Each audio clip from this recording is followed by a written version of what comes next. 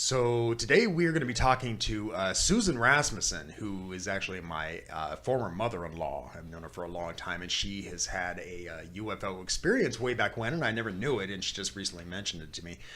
So we're going to be talking to her. But first, I want to mention a couple of things. The first thing I want to talk about is that Ralph just informed me. Ralph keeps up on our YouTube channel, and he keeps all the, keeps up with the stats and all that stuff. And he just found out that we are over 500 views now, just since July 13th. So we're talking about what, 13 days, or 3 weeks, About 3 weeks.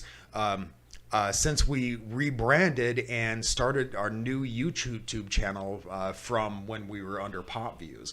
Yep. And so I think that that's fantastic. Now, we only have, what, I want to say 13, 15. 13 subscribers. But, these are all natural. So these aren't like asking friends and family and stuff like that like we did on the first channel. Well, and it's not as though we didn't ask that too, but yeah, so that brings me to the next thing I want to talk about. I want to talk about the fact that if you have not yet liked, subscribed, shared our stuff, make sure you subscribe. In fact, Terry, my wife, her brother was just talking to her today, and he's a big time believer in conspiracies. Oh yeah, I've heard some of his thoughts. Yeah, some of them are kind of out there, but you got to give the guy credit. He's really put a lot of study into this stuff actually, and so he just subscribed to us today apparently, and but when you do subscribe, make sure you smash that little bell that's underneath the video there, and that way you're notified each time we upload a new episode. And the other thing I want to mention, and he doesn't know I'm doing this, but I've got a popular radio DJ in the family here in Las Vegas, and his name is Demo Dave Martin. Hi, Dave. And anyway, he is a DJ on 97.1 The Point, which is a classic rock station here in Las Vegas. And listen, if you're into classic rock at all, you're going to love this station. And you don't even need to be around here to listen to it. Dave does a show every Sunday between the hours of 8 a.m. and 10 a.m. And he calls it Cafe Vinyl. And it's really kind of a cool show because he does everything from AC/DC to the Talking Heads. He's got a really cool lineup every Sunday. And so anyway, I just want to give a shout out to him and say hello. And like I said, does he have a birthday coming up too? Yeah, his birthday's coming Happy up birthday, next weekend. Yeah. So, in any case, like I said, you don't have to be around Vegas in order to listen to it. If you've got an Amazon Echo, all you need to say is, Alexa, play 97.1 in Las Vegas, and it'll come right up. And but yeah, definitely give it. If you're into classic rock, give it a listen. You're gonna like it. So, but anyway, let's get to the interview. What do you say? Yeah, I'm interested to hear another story. Yeah, me too. So let's go to that now.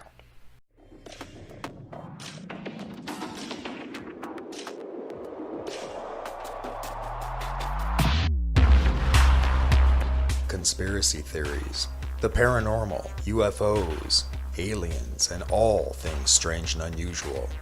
This is Black Lotus. Hi, Susan. How's it going? Good. Yeah? Haven't really talked to you in a while. I've been chatting with you on Facebook, but I haven't really talked to you in a while. Mm-hmm. Yeah. Folks, Susan and I go way back. She is, I was married once before before Terry, and Susan was my former mother-in-law. And so we've known each other for years and years and years, but she recently told me something, kind of like, the situation with Jason Auchen, the last interview we did. I never knew he had an experience with a UFO, and, like that, I just recently learned that Susan had a UFO encounter. You want to tell us about that? Sure. It was way back when I was 17, and so even before Rachel. Uh-huh. And it was old 169 coming out of Shakopee. In Minnesota, right?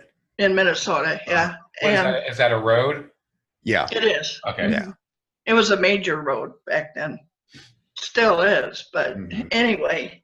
So we're coming out of town, and there's a train trestle just as you pass the granary over here on the left. And it was real dark. Jim was taking me home. That's my kid's father, but he wasn't we were just engaged then. Oh, okay. So he was taking me home further south.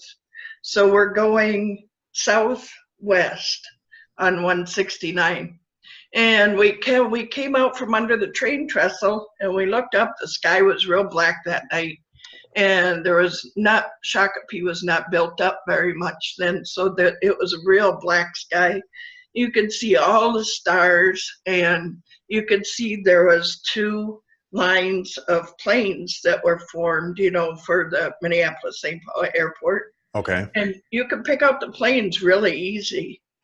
And we were just talking, chatting. We had somebody else was in the back seat. And then we looked up. Jim goes, "Hey, look at that." And we look up, and right to the left and right of us, there was these 2 orbs that were about that big, but they were, you know, way out there, and they were still about that big. And they were very bright. And they just swooped in. They just all of a sudden were there.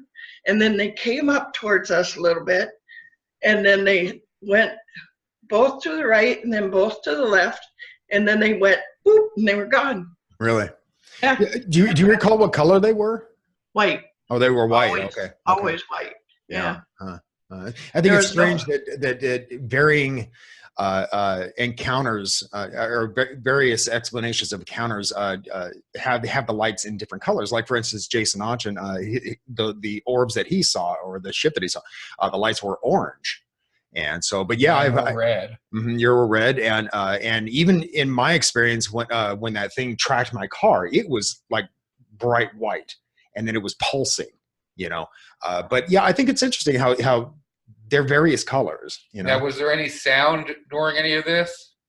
There was no sound. It lasted about 15 or 20 minutes. Wow, a while. So, yeah, it was a while. When they moved, did they move simultaneously like this, like almost like they were connected, or were they separate? No, they were independent. Okay. Oh, were they? You could tell that, yeah, because first one would move and then the other one, until they took off. Okay. And then they both left together. So they didn't get that close to you, though. You know, it's hard to say how, because they were very. There's 15 miles between Shakopee and Jordan, but those hills that start down there, it was not. So it wasn't the 41 yet. Oh, I see. Okay. So maybe 7 miles. Yeah. What'd you think? Wow. And so as large as they were, it sounds like they were all really off in distance. They must have been bigger crafts, for lack of a better term. That's what we thought, yeah, because as they would get closer to us, then they would get closer, bigger, you know. Bigger and brighter, I imagine. And Jim and I were making jokes about, you know, are they going to come and land on us? Well, a good thing that didn't happen. Yeah. And how did they move differently than like a plane or a helicopter would move? Was it like were they erratic, or did they move very fast? Very fast. Extremely fast. Yeah. Yeah. That's. There was no doubt in our minds. We just knew. Yeah, it had to be. Yeah. One of the things I find interesting about UFO reports is that actually, relatively speaking, there are very few that come out of Minnesota. And like you were saying too, Maine is right. One of the ones where you don't get a lot of them. And I've always found that kind of interesting, because you'd think that in a place like Minnesota, where, I mean, you've got these wide open plains all over the place, you know, I mean, you don't have a lot of trees blocking your vision. Right. That you'd have more reports, but no. Right, and you would think too that where the trees are, they could actually hide better and stuff like that. But maybe there's not enough field. Yeah, they very well could be. The fields they do have there in Maine are just way open. Everybody can see. Yeah, but yeah. So anyway, well, hey, we got to wrap it up because we're on a time limit today, Susan. But thanks a lot for coming on the show with us and letting us know what your experience was. Thanks for having me. I appreciate it. And it was nice talking to you again, by the way. Well, maybe like Prince said, it's too cold. All the bad elements stay out. Yeah, that's probably it. But anyway, folks, if you have had a UFO experience or a paranormal experience, or you've seen Bigfoot or whatever what have you, if you even want to talk about conspiracy theories, we want to talk with you. We want to get you on the show. So I'm going to drop a link in the description at the bottom here, and just fill out that form. It's like 4 questions. And we will get back to you within a day over this, and because we're looking for guest spots on our show. So just let us know. But anyway, until next time, keep thinking and question everything. Hey, don't forget to like and subscribe and click that little bell so you can get a reminder every time we upload a new episode.